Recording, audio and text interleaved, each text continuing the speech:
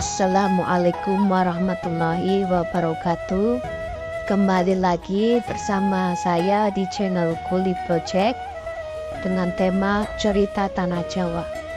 Di video kali ini saya akan menceritakan kisah salah satu wali Songo yang bernama Sunan Giri. Sunan Giri merupakan salah satu wali Songo yang namanya hingga kini masih populer di telinga masyarakat sebagai tokoh penyebar agama Islam. Bukan hanya Pulau Jawa, tapi dakwah Sunan Giri sampai ke Kalimantan, Lombok, Sulawesi hingga Papua. Hal inilah yang membuat nama Sunan Giri bukan hanya tenar di Pulau Jawa. Sunan Giri memiliki semangat yang tinggi dalam berdakwah, menyebarkan agama Islam. Hasilnya banyak yang tertarik mempelajari Islam dan memeluknya dengan mengucapkan 2 kalimat syahadat. Sunan Giri adalah putra dari Syekh Maulana Ishaq dan Dewi Sekardadu. Lahir di Blambangan pada tahun 1442 Masehi. Sunan Giri kecil dipanggil dengan nama Raden Paku atau Joko Samudro. Wali Songo satu ini punya banyak julukan nama. Selain Raden Paku atau Joko Samudro, Sunan Giri juga punya julukan Raden Ainul Yakin yang diberikan oleh Sunan Ampel. Ia juga punya gelar Prabu Satmoto saat memerintah kerajaan Giri Kedaton pada tahun 1487 sampai 1506 Masehi. Melihat silsilah dari ibu, Sunan Giri adalah keturunan dari kerajaan Blambangan. Cucu Menak Sembuyu dalam salah satu sumber menyebutkan jika pernikahan Maulana Ishaq dengan Dewi Sekardadu banyak pihak yang tidak menyukainya. Saat Sunan Giri lahir, para patih memasukkan Raden Paku ke dalam peti kayu, kemudian dihanyutkan ke laut atau yang dikenal sekarang Selat Bali. Jadi Sunan Giri adalah keturunan raja yang diasingkan. Peti kayu berisi Sunan Giri tersebut akhirnya ditemukan oleh awak kapal bernama Sobir dan Sabar. Lalu Sunan Giri dibawa ke Gresik dan diadopsi oleh saudagar perempuan pemilik kapal tersebut, yaitu Nyai Gede Pinatih. Karena belum tahu Sunan Giri sudah punya nama Raden Paku, Nyai Gede Pinatih memberi nama Joko Samudro. Nama tersebut diambil karena Sunan Giri ditemukan di lautan lepas atau samudra. Setelah dewasa, Sunan Giri belajar agama Islam di Ampel Denta ke Sunan Ampel bersama Maulana Makdum Ibrahim atau Sunan Bonang yang merupakan putra dari Sunan Ampel. Semangat mempelajari Islam Sunan Giri tak pernah padam.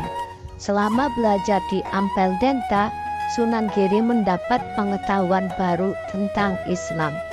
Kegigihannya mendalami agama Islam akhirnya berbuah hasil. Ia dan Sunan Bonang akhirnya menjadi seorang wali yang turut menyebarkan agama Islam.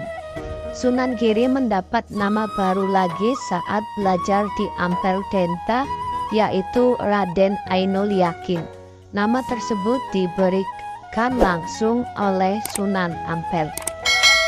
Bertahun-tahun mendalami Islam di Ampel Denta, akhirnya Sunan Ampel mengetahui jika Joko Samudro merupakan anak dari Maulana Ishaq.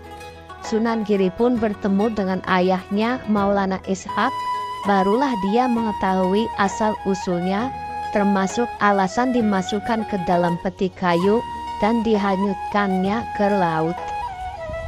Sunan Giri menikah dengan putri Sunan Ampel bernama Dewi Murtasiah. Kemudian keduanya bermukim di Giri dan mendirikan pondok pesantren sebagai pusat pendidikan agama Islam dan pemerintahan. Pesantren Giri terkenal sebagai salah satu pusat penyebaran agama Islam di Jawa.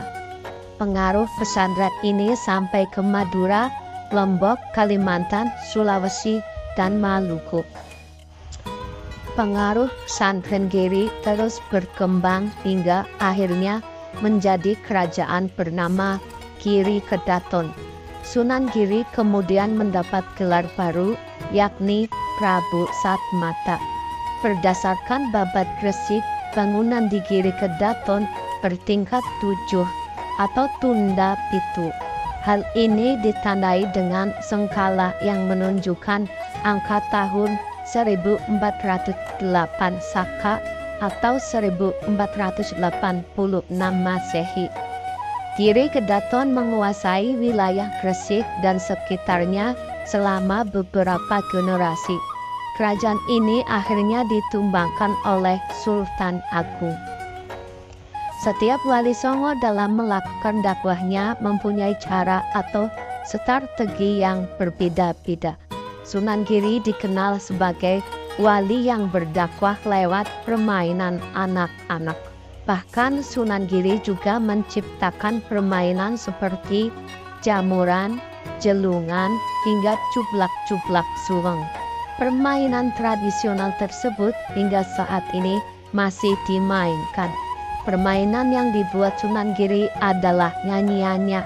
Nyanyiannya dalam permainan tersebut mengandung nilai-nilai dakwah. Misalnya ada salah satu nyanyian yang mengandung makna jangan menuruti hawa nafsu. Tidak hanya melalui permainan anak-anak, Sunan Giri juga memanfaatkan seni sebagai strategi dalam berdakwahnya.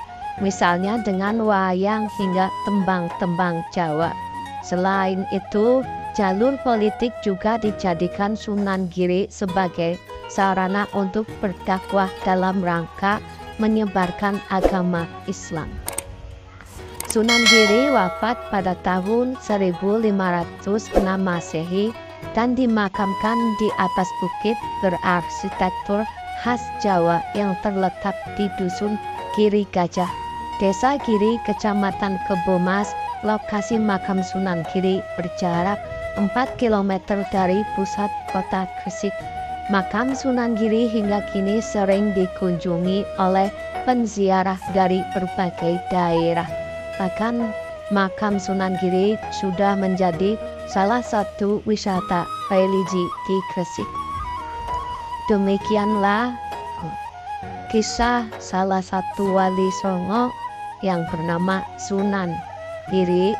Semoga buat teman-teman yang mendengarkan atau melihat video ini bermanfaat dan menambah pengetahuan tentang cerita tanah Jawa. Jangan lupa dukung terus channel kami dengan cara subscribe, like, komen, dan share. Terima kasih. Wassalamualaikum warahmatullahi wabarakatuh.